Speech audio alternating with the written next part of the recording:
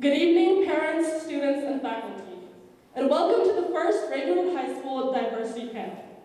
My name is Sarishi Dalai, and I am a senior here at Ravenwood High School. Thank you to each and every one of you for attending today's event and taking a step towards making our community a more welcoming and understanding environment. With the help of the leaders from Asian Youth for Civic Engagement, Cultural Heritage Club, and Black Alliance, this panel, consisting of current Ravenwood High School students, has three main goals. First, to provide awareness to the issues that are within our arm's reach. Second, to showcase multiple perspectives about student experiences so that we can understand how our actions can better or worse impact others. And finally, to educate. Throughout this panel, we will hear a series of ideas, steps, and solutions to help make our community more inclusive and cognizant of our surroundings. What can we do to build foundations of an inclusive community? How can we be an ally to our children, peers, and students? I encourage each of you to acknowledge the issues that the students bring forth today, not simply listen. While we are unable to represent everyone from every background, we welcome the students that are able to make it tonight. Please welcome your panelists.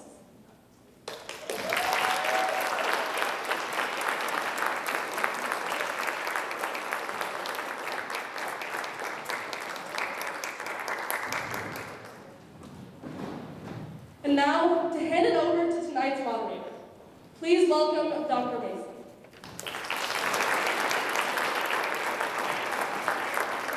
Thank you.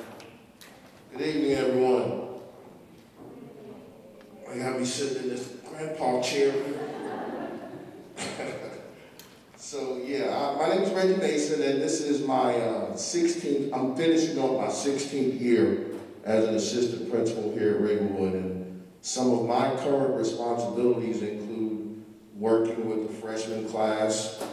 The administrators here move with the classes, if you guys don't know that, so next year I'll be with the sophomores, so on and so forth. I also work with all of the athletic teams, and I work with the CTE and fine arts departments. But the thing I love most about being here at Ravenwood is forming relationships with the kids and the families, the parents, and my colleagues.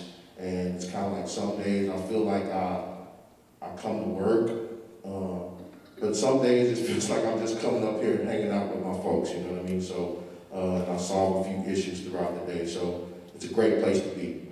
So first of all, let me say that I'm truly, truly honored to be a part of this, and I'm proud of the kids that put this together tonight, and I'm inspired, and I'm very optimistic about what will come out of their hard work. So with that, I'm going to have our panelists introduce themselves, and we'll start right here, and we'll go left to right. Hi everybody, I'm Ella Bullock-Papa. I'm a junior. I use she, her pronouns, and I'm here to help represent the LGBT community. Hello everyone, my name is Alice. I use she, her pronouns. I am here to represent the trans community as well as the autistic community. Hello, my name is Monty Bachpai. I'm in the 10th grade, and I'm here representing the South Asian community, and my pronouns are she, her. Hello, my name is Ashara Leonard, and I'm a senior. My pronouns are she, her, and I'm here representing the Black community. My name is Abby Green. I'm in 11th grade. I use she, her pronouns, and I'm here to represent the East Asian community. My name is Preston Grady. I'm a junior. I use he, him pronouns, and I'm here representing the LGBT community. My name is Ana Laura Morales. I'm a junior. I use she, her pronouns, and I'm representing the Latino community. Awesome, awesome. Okay. Now that we've done that, so let's jump right into it. I'm going to ask you guys a few questions, and we'll hear your responses, and let's go for it. So our first question, the first question that we have for the panel. Have you had any experiences within your community in which a student or faculty member has been discriminatory toward you? Again, Have you had any experiences within your community in which a student or faculty member has been discriminatory toward you? And we'll start with Preston. So earlier this semester, a classmate of mine and I got into an argument about politics. In the middle of this argument, I mentioned how I was happier in the current political climate because I felt that my rights were not being threatened. Just to be clear, I have full intents on marrying a man and adopting children. This recently came under fire with several Supreme Court cases questioning this ability. So within that argument, I was mentioning that I was happy to have a little bit more security. My classmate argued that it didn't matter whether or not I had marriage rights, as gay people were already equal and accepted. They proposed that if I lose my right to marry, I just live with the man that I love, to which I argued back about the physical rights that come along with being married. All the while, my teacher was watching this situation, escalate, and did not intervene. He saw us getting both increasingly angry and did not step in to do anything. They watched and did not act. While it's not discrimination on the teacher's part, it is highly problematic, as they had the ability to step in, diffuse the situation, and de-escalate it before it got bad. In general, the situation was frustrating and upsetting, and I don't care what people think because it's not something that I can help. But I don't enjoy having to argue for it and explain to people why it matters that I have marriage and adoption rights. I was already nervous because of the subject of the argument, but then that was compounded when I realized that my teacher did not have my back. So all in all, again, not discrimination on the teacher's part, but definitely problematic. Okay, Shari. Yes. There are 2 occasions I can think of where I've been in a discriminatory position. My first pep rally was a horrifying experience because I didn't have any friends and I didn't know what to expect. So I just sat down at the first empty seat I spotted. The seat was beside 3 other students. When we stood up, one of the students tapped me on the shoulder and said, "I'm sorry, but my friend doesn't want to stand next to you because you're black." Immediately, another one of the students said, "Hey man, this is Ashari. She's probably one of the nicest people you'll meet here." As I stood there shocked, the students laughed about it and went on about their day, never saying, "I'm sorry." This really hurt me because it was if my color is tolerated as long as I'm nice. Truly, I was hurt because that student said it so openly as if it came naturally or thinking his actions had no consequences. I mean, what was I supposed to say sorry and change my color? I suffer from depression and anxiety. Those students had no idea what was going on in my life, but at that moment they thought that saying that they didn't want to sit next to me for any other reason just because I was black was funny. On another occasion, when I was in middle school, my classmates and I were separated into groups, and a random conversation took place at my table. One of the students made the statement, "I like dark humor." He then looked at me and stated, "No offense to you, but I just really love dark humor." I didn't know at the time he was referencing to dark as being a reference to black people. Then he told a series of jokes about black slave people. The other students were speechless but staring at me the entire time. I didn't see the jokes as funny, and I was honestly so flabbergasted that he did that. Then he told a joke that made me furious enough to cry, but I held it in. He said, "Where do black people look best? Hanging from a tree." I told him to stop, and then he said, "No offense," as if that was supposed to make a difference. So from there, and real quick, I just want to say, this is not Dr. Mason. I didn't know him in middle school, so this is a different principal. I just want to say that. From there, I told the principal, who was also black, and he sat me down and told me, there are some things we can't do about what someone says. After that, I felt powerless, and I felt like I let all my ancestors down. I can't describe the way I felt when he basically told me to ignore it. And at such a young age, I still couldn't understand how a black student is coming to a black principal about racist jokes about our ancestors, and he told me to look away. I cried that night because I felt like I let my own people down by looking the other way. Both of these instances are etched into my brain and have been set as the foundation of my awareness of what it means to be Black in America.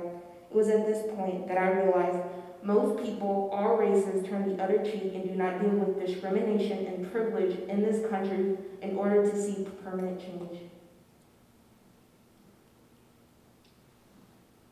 Thank you. And Laura. Yeah, so there was one incident that happened to me in middle school, and it's always stood out. And like for context, I've never been like a person that shies away from important issues. So since like 5th grade, I've been vocal about everything, and of course, like naturally, that makes me a target for people that have opposing views as me. And this incident happened the day after the 2016 election. I got to school a couple minutes early to get to my locker, and I saw a crowd of guys my age near my locker, didn't think anything of it, started putting my textbooks away, and I turn around to go to my homeroom class, and they're standing around me, just like towering over me, and I was confused because why are these kids standing around me? And it wasn't until they started chanting slurs at me, like beaner, wetback, stuff like that, and they started chanting build a wall and creating a wall around me. I was trapped, and multiple teachers saw it happen, and my lockers were right next to the bathroom, so I went into the bathroom. I was so upset, I didn't even go to my homeroom class because these teachers saw it happen, didn't say anything about it, and went on about their days as if that just didn't happen at all. And for reference, I was one of the only Latino students at this school. I was one in 3, maybe, so it was basically like it felt like everyone was against me that day. It wasn't until I reported it to a teacher that I trust very much, and she made me go to my counselor. I went to my counselor, and my counselor told me to suck it up because people are mean, and that this is just one incident and I'll get over it. I never got over it. And to me, what was upsetting was the fact that I brought that to someone I trusted, and they took that issue to someone that they trusted, and the person that they trusted was not even able to help me. They told me to suck it up because stuff like that happens. I even talked about it to my own friends, and they told me to let it go and that I was overreacting, and of course, grew me into the angry Latina stereotype, which everyone at the school thought of me as. The worst part was that I felt crazy for speaking out about an issue that directly affected me. That was the worst part. And everyone that day, that week, made me feel like I was crazy for even thinking that something was wrong with that. And that's personally an experience that I had that has always stuck with me. So. Manvi. Yeah, so at Ravenwood, every class has a group chat as a groupie. There's a class of 2021, class of 2023. And 2023 is the sophomore class groupie.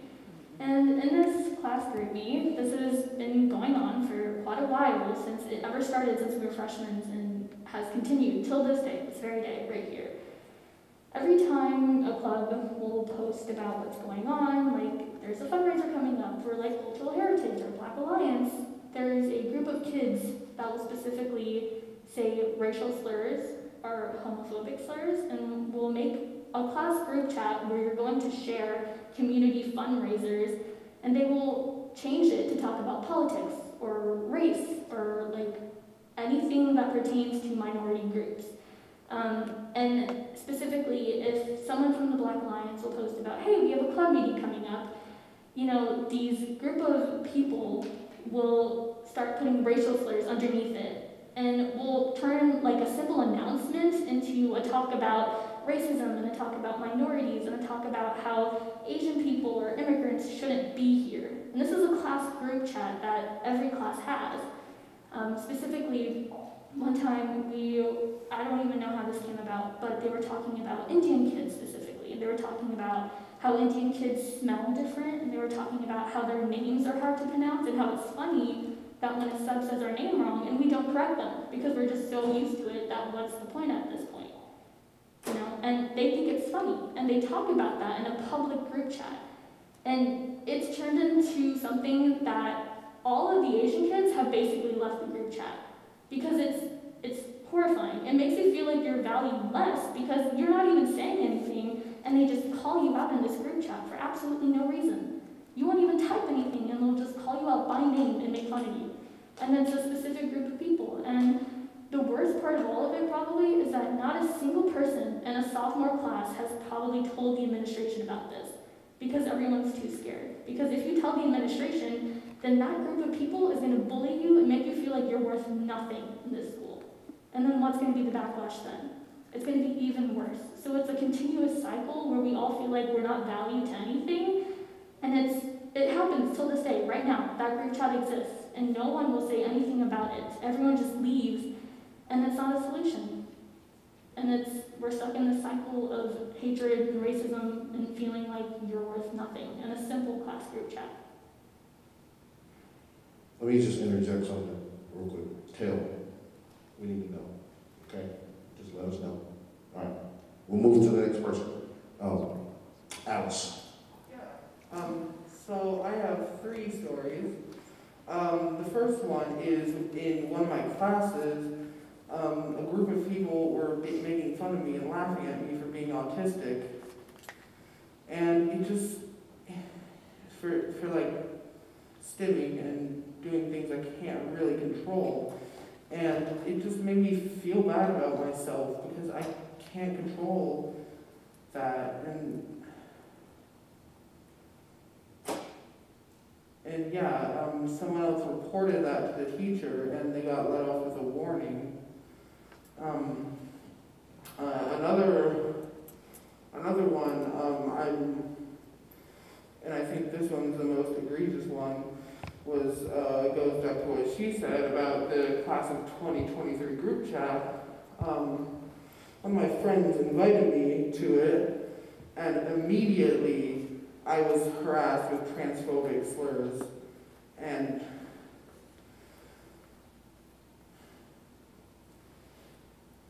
I was expected to like prove them wrong or like debate them or something about my identity. And that's just not how it should work. Just because I was born this way, I all of a sudden have the burden of proving my existence to be valid? No.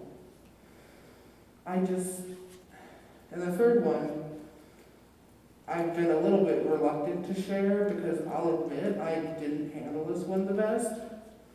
But basically one student was like harassing me over DMs and stuff, once even DMing me at 2 a.m. with like transphobic stuff. And I'll admit I could have handled this a lot better. I got pretty mad at the students and kind of said some mean things to them too, so I apologize for that. But it just really ruined my day to see that there's so much hate in the world with all 3 of these stories that I tell. And yeah. Okay. Thank you for that, Alex. As a follow-up question to the first question, how do you think the situation that you were involved in could have been handled freshman? Personally, as one of the GSA officers, I advocate for LGBT-specific training for our teachers and faculty to show them how to step in and intervene in issues like this, as well as to how to handle and aid in a myriad of other LGBT-specific issues. The majority, if not all of the teachers at our school are cisgender heterosexual people, which is great and fine, but they just don't oftentimes have the knowledge and the experience with LGBT issues just before teaching to be able to handle them properly, which is why I advocate for having a specific LGBT training for our teachers. Additionally, it would help them to be knowledgeable about the minutiae of queer issues that teachers and faculty don't often think about, such as proper pronouns, when and who it's okay to use those with, dead names versus names, again, when and who those names are acceptable to be used with, which situations it's safe to disclose a student's sexuality, so on and so forth, things that just aren't typically thought of by cisgender heterosexual people. Providing this training to our teachers would be a huge step in making the LGBT students at Ravenwood feel much more comfortable, much more accepted, and to start to combat a lot of these issues that we see. Awesome. Ashari, what about yours? First and foremost, I just want to say, you do not need permission or clarification to do the right thing. For example, like I said, I was the kid in middle school was saying racial stuff about black people, and the other students were around me as well. And what did they do? Nothing. They just looked at me in shock as if they wanted me to tell them what to do. So one of my friends, she was with me and she was sitting at the table. She came up afterwards and she said she wanted to help me, but she didn't know what to do, so she looked at me for clarification. And I'm saying this now and forevermore. It is not up to me to do, it's not up to me for you to do the right thing. If someone is getting bullied, you do something about it. Because in today's society, we are taught to mind our own business or look the other way when truly we need to say something, because that person who is getting bullied, it could be their last day on earth. If you see something, say something. My only mistake was being quiet. I have no idea where that kid is now. And seeing as he didn't get punished, he could possibly be doing this stuff again or something even worse. So if you see something, please say something. Thank you. Anna Laura. Kind of the same thing as Ashari was saying. Like, I would have loved if someone or a teacher who witnessed what had happened to me would have said something. I truly just think that if someone who witnessed that had said something before I had to go out of my way to go say that to a counselor who didn't even end up defending me. Like, I had to go out of my way to do that just for me to not get any help. So I would have loved if someone who maybe had the privilege of a counselor not judging them or not questioning if their experience was valid, I would have loved if someone had done that for me. Or just a teacher intervening would have been nice, to be honest. Yeah, that's basically what I think is I think it would be great if we train teachers on how to handle those situations properly, so that doesn't end up happening to other kids in the future. And although I know my experience isn't as severe as other people's experiences, but that doesn't mean that my experience wasn't valid. So no matter how minor the situation is, I think teachers and faculty members need to be trained on how to intervene in those situations. Sure, thank you. Mandi. Yeah, I think just from being a South Asian kid, and I believe all my fellow South Asian and Asian kids can agree with this, is just learn our names. Even if there are 1,000 kids out there, if you don't learn our names, it makes us feel like we're not valued. It makes us feel like even if you know us, you really don't, because you won't even learn our simple name. And then if you are a kid who's in a class and a sub is having a hard time at a kid's name, don't laugh, because it makes you feel like it's a mistake having a name that comes from your own culture. Like, my name's Mandi. It's spelled weird, and I don't really know why, but my name is Mumbi, and by simply learning my name and other kids' names, you're making us feel like we're valued. And pertaining to the group chat specifically, is that although it's really hard to say something because there is so much backlash that comes from that group chat, just do it. It's hard, but I feel like if we all do it, and if we need to create a new group chat, we'll create a new group chat. But we need to do something about it, and it can start today by talking about it. Great, that's awesome. And Alice. Yeah, so for my first example, I think the person who told the teacher that I was being harassed, that was great, but I feel like they could have like spoken up too and like told them to stop as well. And I'm not saying that what they did was bad. They're a good person, and I really like them, and they did what they could. And I'm really disappointed that the people who were being mean to me were let off with a warning, basically. Like, basically nothing happened to them. And as for the group chat, first of all, I don't know why, well, I do know why my friend invited me to it. It was to prove them wrong, which I could go on about how that's not a thing that you should do. Not like a thing you should do. You shouldn't invite like a minority friend over to interact with like people who are being mean to that minority group. But also, as Monty said, we should have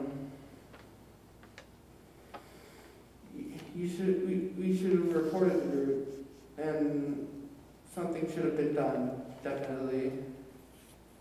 And I prefer that to just everyone who has a brain leaving and it being an echo chamber of hate. I would much prefer the group just be dissolved at that point.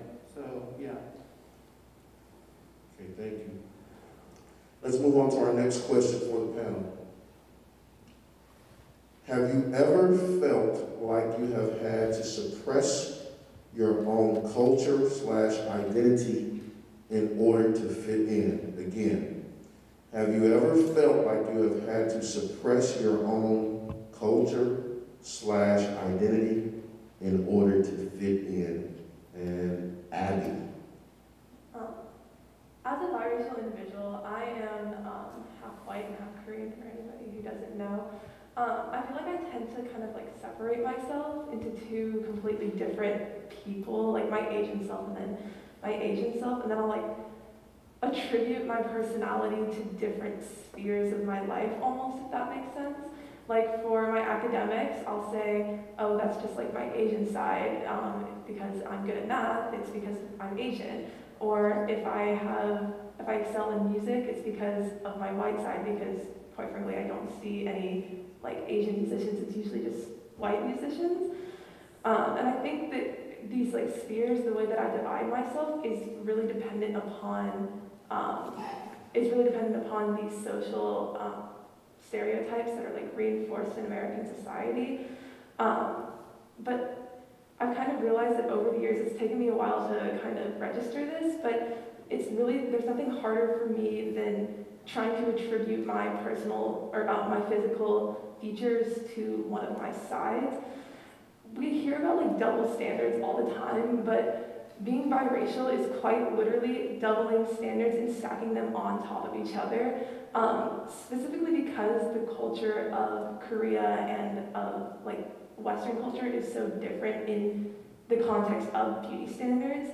If you look at Korea, everyone is skinny, very skinny, like a stick, and they have kind of sparser like body hair and eyebrows. But then when you look at America, you want to be kind of like curvier, but not too curvy, right? And then you want to have tan skin.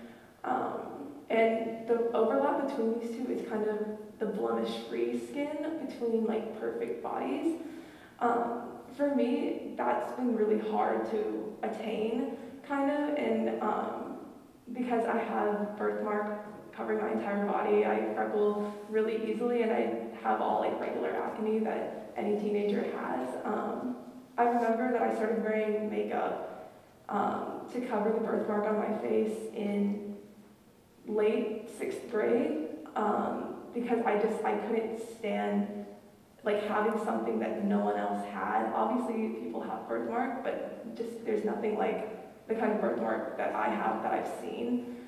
So a lot of having birthmark kind of caused me to just like want to cover up every single thing that made me myself because I couldn't attribute it to either of the culture or the beauty standards. It didn't fall into either of those things, which caused me to want to cover it up. And there's a lot of days where I'm kind of on the fence about like which identity I want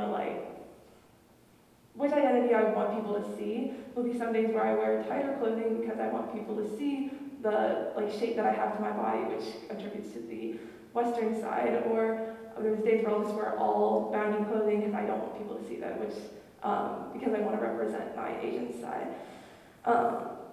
Again, there was a really long time where I wasn't even aware that this was happening, that I was doing this. But now that I am, I'm trying every single day. To kind of mend myself physically and like internally to being just one person rather than separating myself into different spheres. So. Okay, great. Mondi.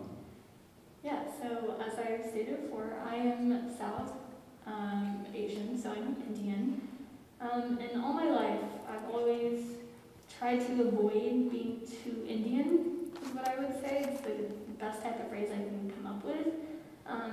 And it's not just me, there's a plethora of kids who feel the same way. But it seems like, just from being at Ravenwood, being a student here, that if I'm too Indian, if I show too much of my culture, if I talk in Hindi, which is my native language, people will make fun of me. It's not like they might, like people do, they will. And in some ways I feel embarrassed and I feel like I'm mistaken for showing even like a little part of my culture. And it's really heartbreaking, to be honest. It's hard to see that it's hard to find the line and find the balance of I'm Indian, but I was also born here. Like I have 2 immigrant parents, but I was born in Brentwood, Tennessee. You know, I was raised the exact same way other people were. But I do have a culture that carries with me, and I do have a religion that carries with me. And one example I can give is that in Indian culture, we have what's called mandi, which is what I think American people call henna. I'm not positive, but I think that's what American people call it. And anytime I get it when I go to India, I always make sure I have enough time to rub it off before I come back to school. And this is a part of my culture. Like every person who goes to India, we kind of always go get mandi because it's a fun thing to do with your family. But when I come to school, I always make sure I don't have it on because if people start asking questions, they'll make fun of me. And there's so many examples of this. We have what's called a Rakhi, which is kind of like a red band that you put around your brother as a symbol of like siblings and relationships and love. But if you look around, you won't see them on any of the Indian kids here. And you'll see them on a few, but you won't see them on a lot. Because if you do have them on, people ask questions, but then people proceed to make fun of you. And so it's something that I feel like happens a lot at Ravenwood, where you have to suppress being too Indian, but you have to show that you're more like American. You have to wear more American clothing and fit in. You have to try harder to fit in than if you were just a normal kid. Because if you don't, people will make fun of you and people will make you feel like you are worth nothing and that you're a mistake being here. Even though I was born here and I was raised here. And my parents contribute. My mom's a doctor and she, helps save lives, especially during COVID. My family contributes here, but for some reason I'm still a mistake and I have to try harder to fit in so that I don't go home and I don't go cry to my sister or my parents because I feel like I was too Indian that day and someone made fun of me for having a religion, for having a culture. And that's something I feel like happens to a lot of South Asian kids, and you can really see it if you look for it. But I don't think it's something that we've ever talked about before. So I definitely suppress my culture, and it's something I'm trying to work on right now by correcting people on my name. It's the first thing, it's Mondi. So we're making progress. Okay, and Ella. Okay, so I'm just going to preface this by sort of explaining my family situation because that's something that nobody thinks about, which is part of the problem to my mind. I have 2 dads. They are married. They're gay. I don't have a mother. I was a surrogate kid, which means that basically my parents donated their genes. There was an egg donor, and then the surrogate carried me. And she lives in Canada. I've met her once before. I don't have a mom. I have 2 dads. They're my parents. They have raised me from childhood. And that is something that nobody thinks about. or the families, the kids in the room that have families that don't meet the standard of one mom, one dad, happily married, one or two, maybe 3 kids. And because it's so easy for other people to avoid asking about that, I have the privilege, I'll say, of it being super easy for me to hide that. I say that I have 2 parents. I don't say dads. I say that I'm going to talk to my dad about this, and I don't specify which one. And that the reason, I hide that because, like Mondi was saying, when people see something different, their first reaction is to make fun of it in a lot of cases. When I was little, elementary, middle school, it took me an absurdly long time to realize that even some of my really good friends didn't realize that I had 2 dads, because it's not something I talked about. Because when I do talk about it, I'm taking on a kind of responsibility, because I'm opening myself up for other people to make fun of me and my family and to insult my parents, which is something that is a really hard decision to make as a kid. And so it made me feel responsible for the discrimination that was directed towards me, because I had the choice whether or not to tell people in a lot of cases.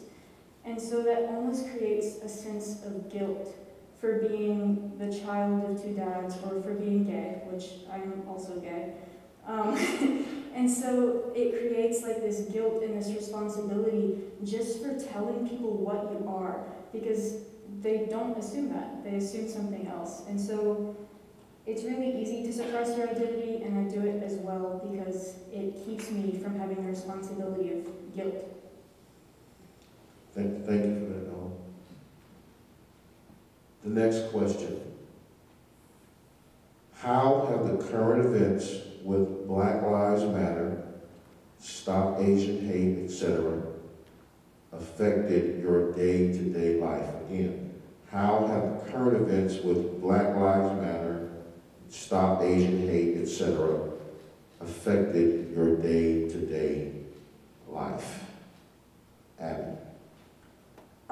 As I mentioned, I had a biracial. My mom is the Asian parent. She moved here when she was 3 from South Korea to Memphis due to the growing Asian community there. And they literally came here with nothing. They had spent all their money trying to get visas and traveling here, and so she's grown up from nothing to where we are now.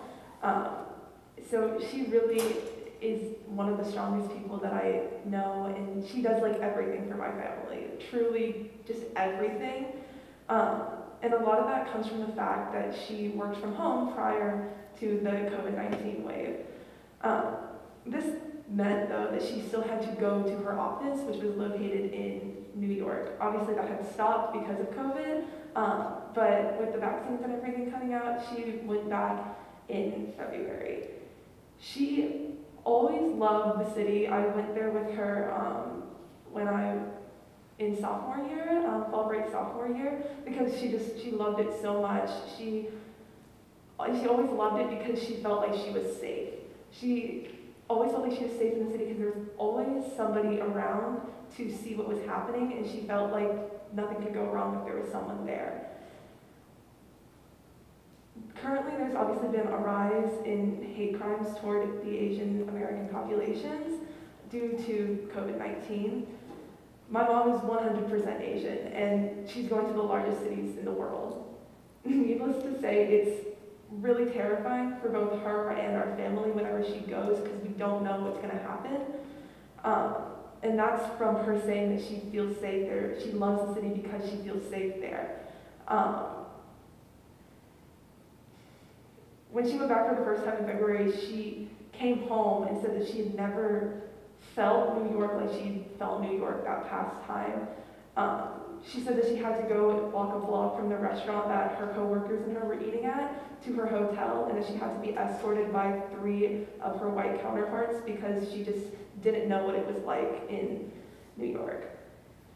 I think for me, after seeing the Black Lives Matter movement really come to light in summer of 2020 and kind of stepping back and realizing what was happening to the Black populations and thinking that I kind of at least understood what was happening, it didn't click until it was happening to me.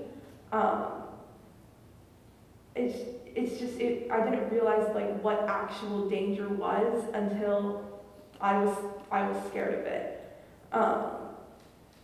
With the Stop Asian Hate movement, the idea of this like model minority that Asian people like kind of have surrounding them is essentially been dismantled.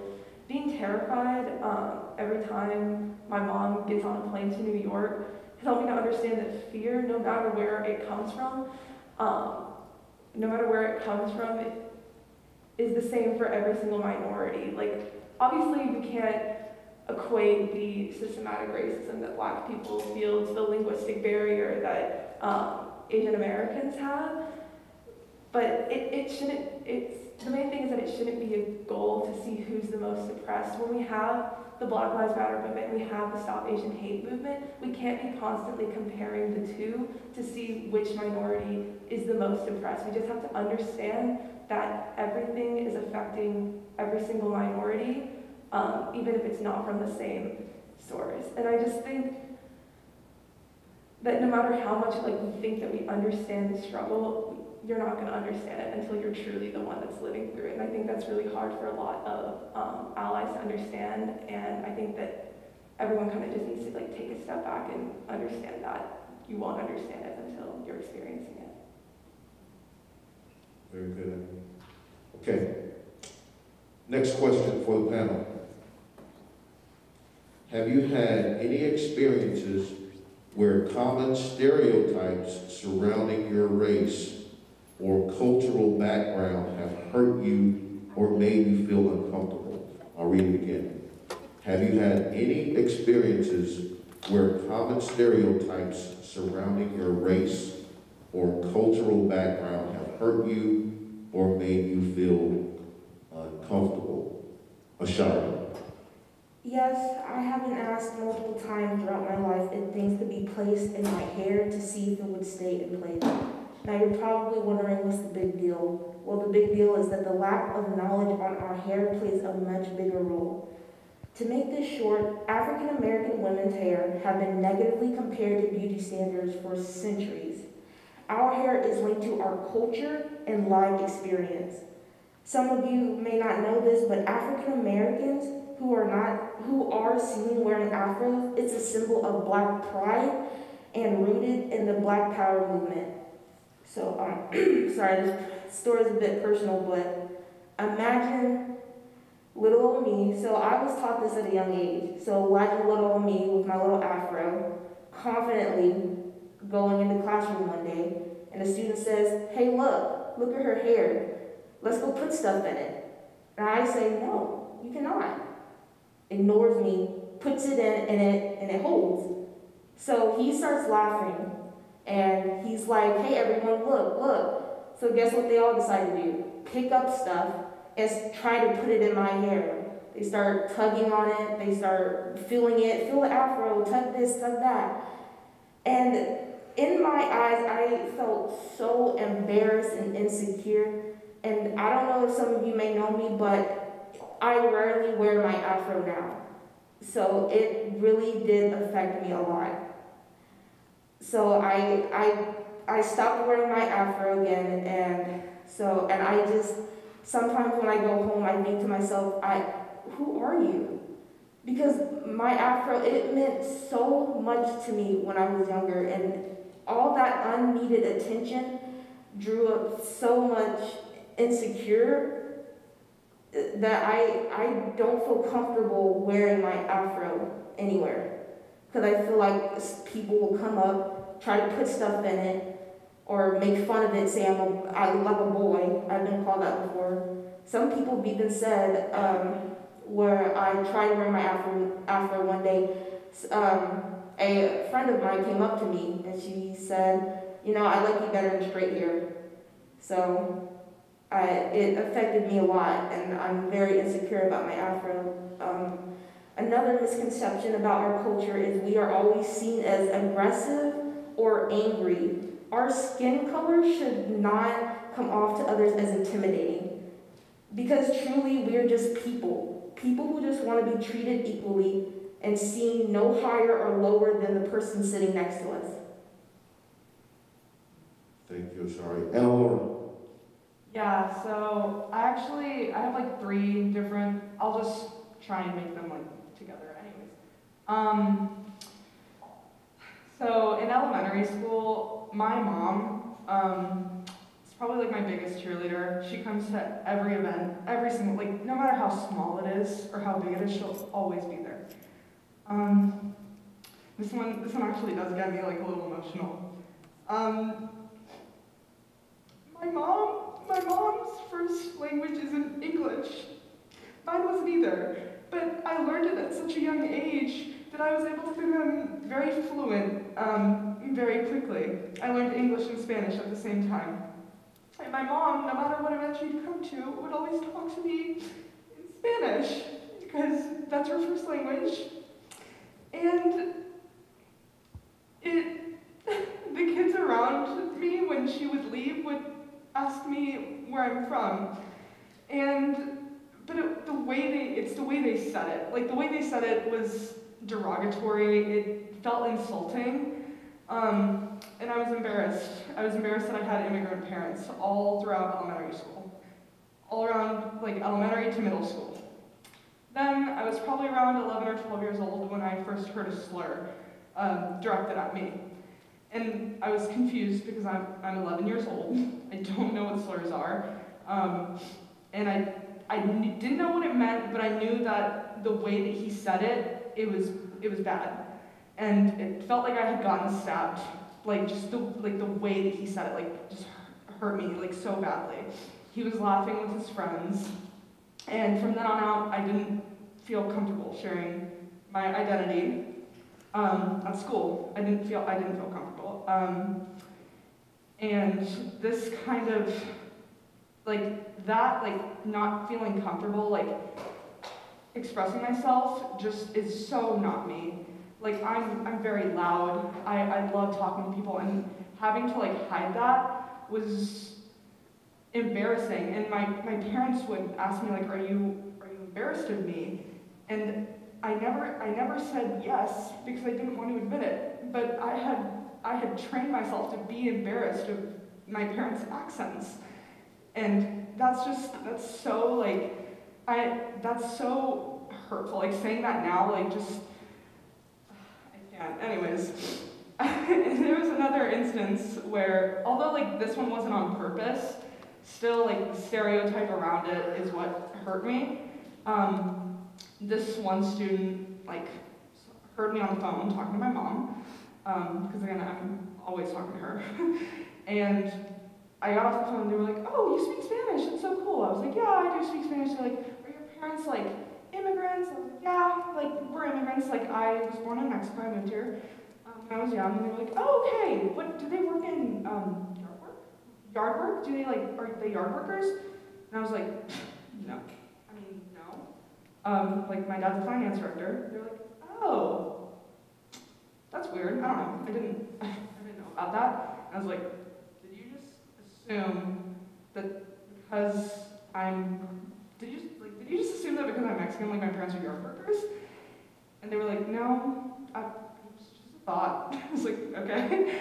And, like, that, I know that they weren't trying to, like, be rude or, like, stereotype me just because of the person that they are. Like, I know that they didn't mean it, but it was hurtful that, like, they immediately, like, profiled me just from me saying, like, where I was from, which was, like, what was hurtful to me. So, yeah. Thank you for that, Eleanor. Ellen. Okay. So there's 3 sort of ways I want to talk about this. I'll be pretty quick.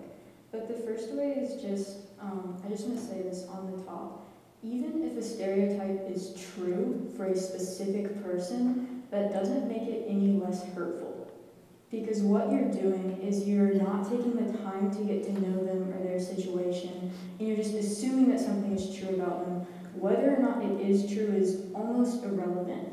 It's the fact that you don't care enough to actually find out. And so when I was little, and up till now this still goes on, people like to throw around the word gay as almost an insult, like, oh, that was so gay, or that kind of, I mean, you guys know.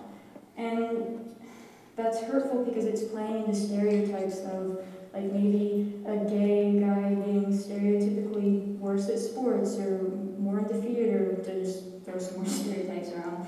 And those kinds of assumptions, even if they're true in a specific circumstance, they're still hurtful. And they also make being gay or being part of the LGBT community something that's just inherently bad, which is really deeply hurtful as a kid. When a loss in a sports game or anything like that is called something that you see as your identity or as your family's identity, and it's just always associated with something bad. It's hard to be proud of an identity that is only ever associated with failure. And as a kid, that's especially difficult. The second way I want to talk about it is just sort of almost insensitive questions. So stereotypes about, like, gay men in particular being effeminate has affected me, like, day to day, because when I do make the choice to tell people about my dad's, like, very often, shockingly often, their first question is something along the lines of, well, who's the woman? And I am proud of the fact that I have two dads, and the fact that I have to spend, like, even 20 or 30 minutes explaining my entire life story to different people so that they understand that I really do just have two dads. Neither of them is the woman, they are both men. That, it puts the burden sort of on me to, like, explain everything. And that sort of is a segue into the third way I want to talk about it, which is that oftentimes there's a stereotype that all people who are part of the LGBT community know everything about LGBT, and we don't. I don't. And so that leads to people coming to me to ask questions about topics that I don't know about. And so they're asking people who don't know because they just assume that they will know. And that can lead to some dangerous situations for the people who are asking. And it again puts, like, the burden on the people who are out to educate everybody, when in reality, like, culture in general should be, like, more open about these kinds of issues. So, yeah. Thank you for that. Okay. Our final question for the night. This is for the entire panel. How can the general community support the community that each of you on our panel represent again? How can the general community support the community that each of you on our panel represent? And we'll start with Ellen. So, the first thing I want to say is, basically in response to what I just said, is that doesn't mean I don't want you to ask questions. If you're confused about something with the LGBT community, please ask. The internet maybe, but also, like, someone like me. And if we don't know the answer, we'll try and find you someone who does. Because in the end, the only way we can move forward from some of this hatred is if people are educated about what they're talking about. And questions that are genuinely about learning and finding out what's going on are valuable. They start discussion. We can form connections from that. And so just more education in general. So asking questions is great. History lessons being more integrated with Stonewall and the Pride movement and all that.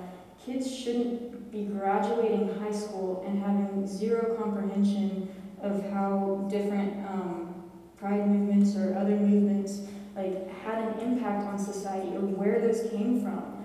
Like, instead, without knowing about the historical context, it creates this sort of environment where you're seen as, like, weak or, like, trying to get attention if you talk about what issues there are. But when you put it in context, you realize that these problems are far more deep set, and that's why we need to have that historical look at things. And that's what I would suggest. Great, great. Abby.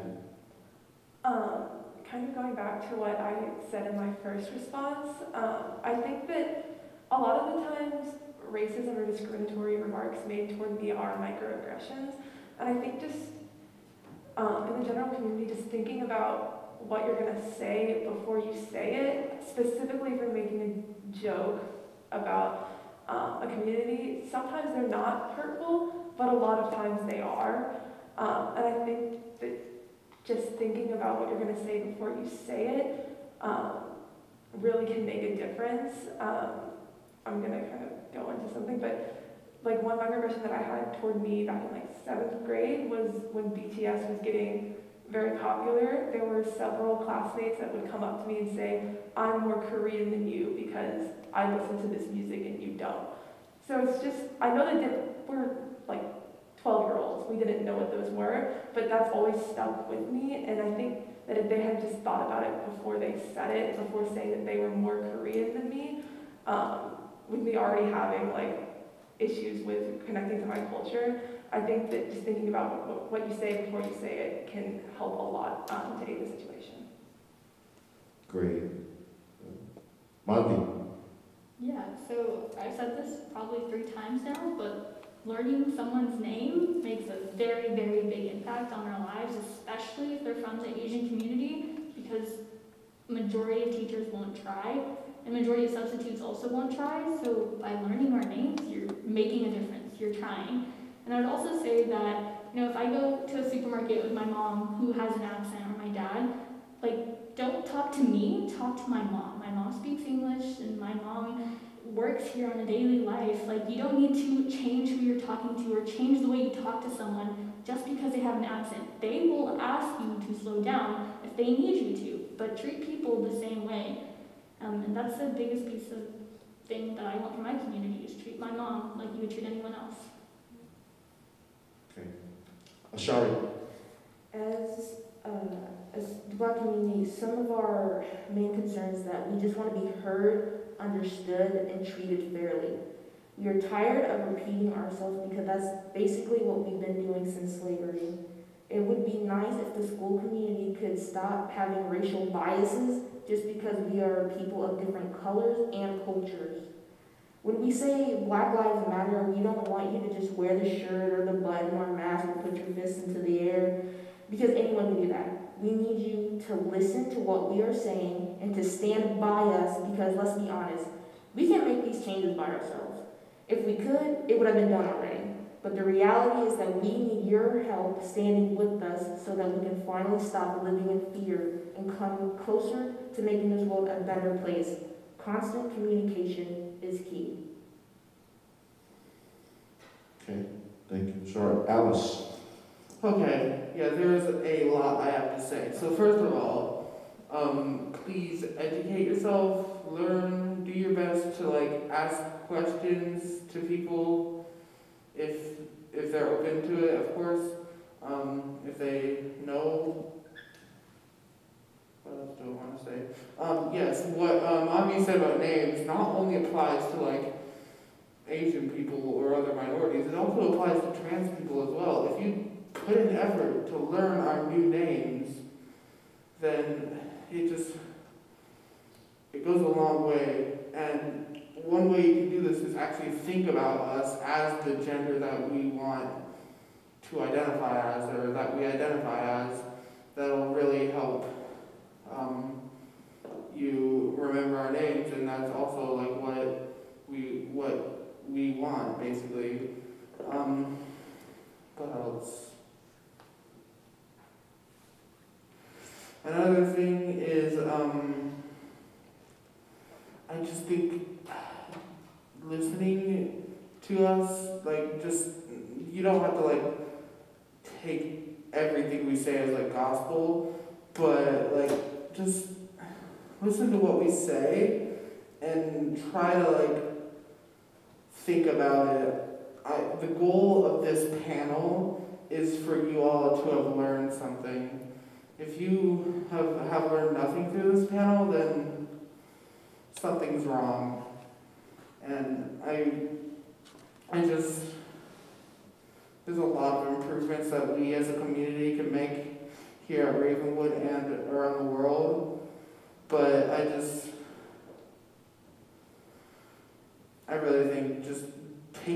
first step to like learn about different cultures and identities would really help. So yeah. Great. Preston. First of all, Ella, wholeheartedly agree. Ask questions, please, to every person in this room. If you have a question, ask it to me. I'm sure Ella and Alice would be happy to answer those as well. If we don't know the answer, we can find you someone who does.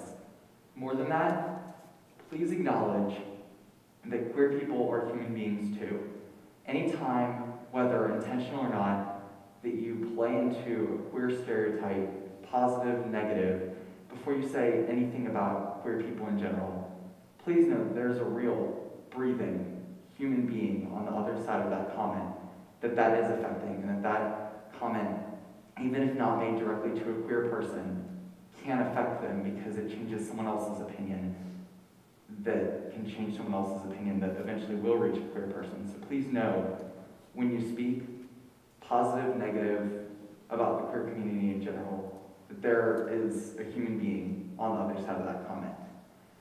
For an action item that the school can take, please, please, please, please diversify our classes.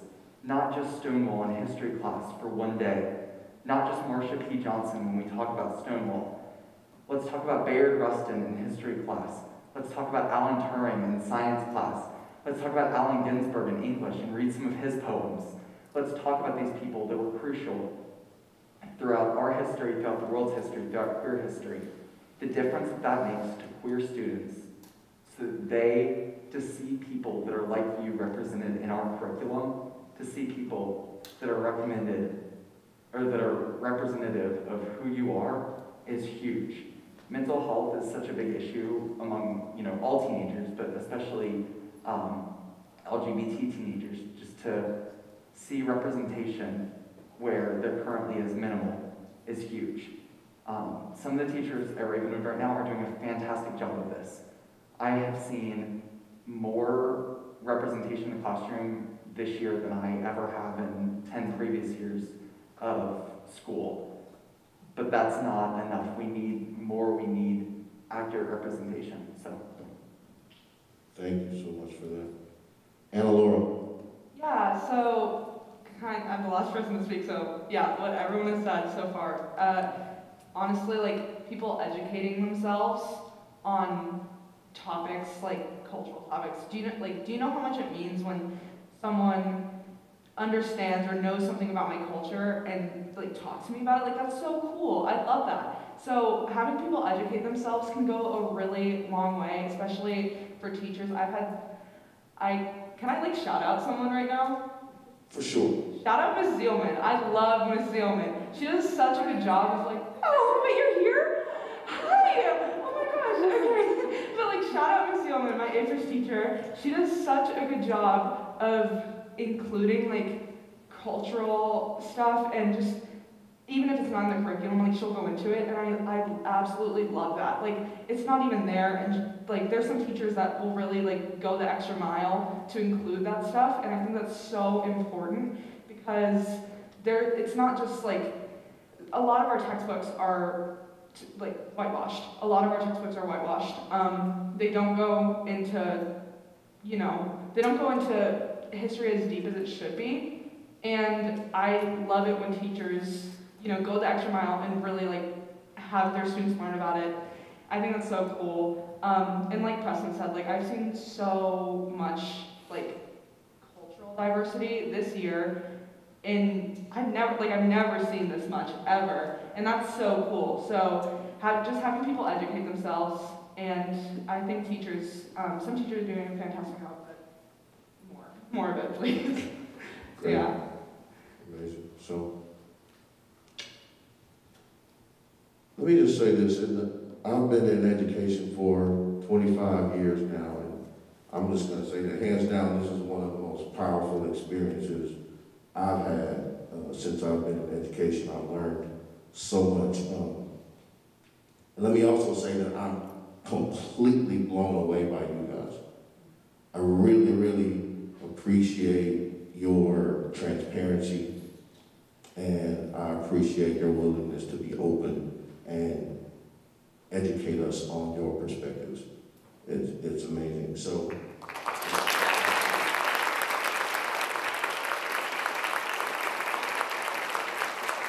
let's give a big round of applause to the students that organized this and our panel for tonight one more time.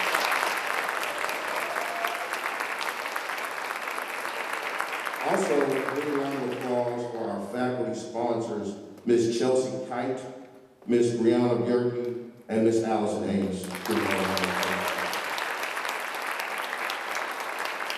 lastly, the kids asked me to give some closing thoughts for tonight.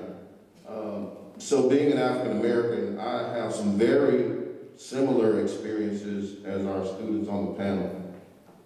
In all of my educational settings, I've always been a minority, my whole life. I don't know if many of you know this, but I am from Franklin, Tennessee. I went to Franklin Special School District, Williamson County Schools, and I'm a 1989 graduate of Franklin High School, right? The Franklin High School rebels at the time.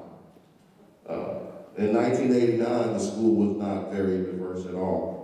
And I graduated with about 400 students in that class, and there were only about 30 African Americans, just a few Asian students, and just a few Hispanic students. At that time, the Confederate flag was prominently featured as one of the symbols for the school. The current new principal at Franklin High School, Dr. Shane Cantal, is a former classmate of mine at Franklin High School. And last summer, he called me to be a part of a committee that was instrumental in getting the mascot for the school changed from the Franklin Rebels to the Franklin Admirals.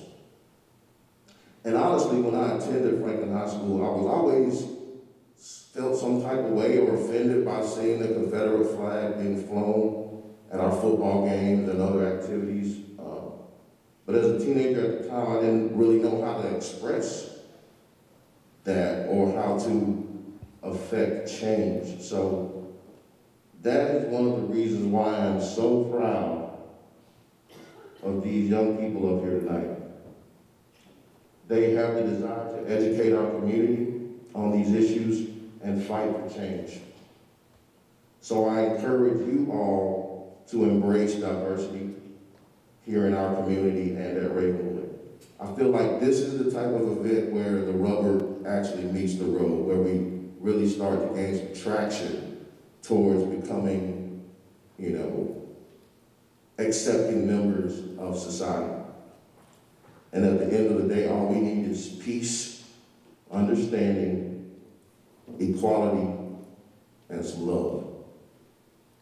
And if you're not for peace, understanding, equality, and love, then you should be held accountable in some way. So I hope that all of you got something out of this discussion tonight. And with that, we're going to have Shriti come back and close things out for us. Shriti.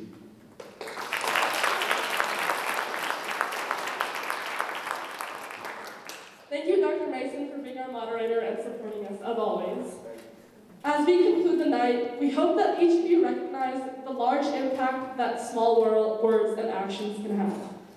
A huge, huge thanks to Dr. Radin, Ms. Ames, Mrs. Kite, and Ms. Bierke for providing us and my peers that are in the back with this platform to provide an inclusive and welcoming environment. To the panelists, thank you so much for sharing your experiences. It is your vulnerability and courage that build the foundations of our community. There are people in this room that understand you and feel your struggle. Thank you for being their voice. Thank you to the members of ACE, Cultural Heritage Club, and Black Alliance for assisting us in this special event. And I can't wait to see you juniors, sophomores, and freshmen make this panel a tradition for the future years. Lastly, if you are a faculty member right now, if you could please stand.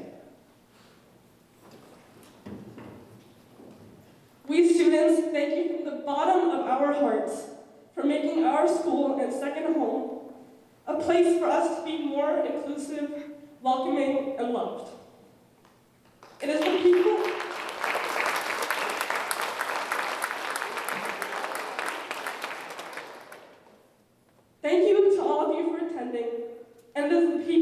like you that make the world a better place. Thank you.